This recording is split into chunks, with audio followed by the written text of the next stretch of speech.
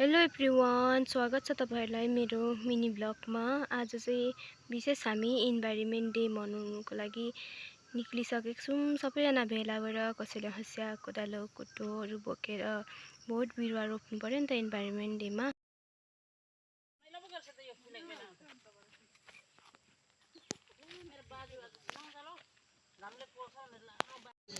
आजको विशेष हाम्रो टार्गेट चाहिँ मन्दिर सफा गर्नु थियो। यो मन्दिर वरिपरि हामी झारपातहरू उखाल्छौँ। अब यो मन्दिर वरिपरि चाहिँ धेरै झारहरू जङ्गलहरू पलाएको हुनाले गर्दाखेरि चाहिँ यहाँ सबैजना मिलेर सफा गर्दैछौँ।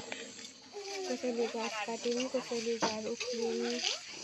हामीले मन्दिर वरिपरि सरसफाइ गरिसके पछाडि यहाँ नजिकै एउटा स्कुल थियो। त्यो स्कुलको ग्राउन्ड पनि धेरै मैला भएको हुनाले गर्दा सबैजनाले प्लान गरेर यहाँ पनि सरसफाइ गर्न थाल्यौँ। आज विशेष इन्भाइरोमेन्ट डे भएकोले गर्दाखेरि हामीले धेरै प्रकारको बिरुवाहरू यसरी नै रोप्यौँ। अनि वरिपरिको झार जङ्गलहरू प्लास्टिकहरू हामीले सफा गर्यौँ।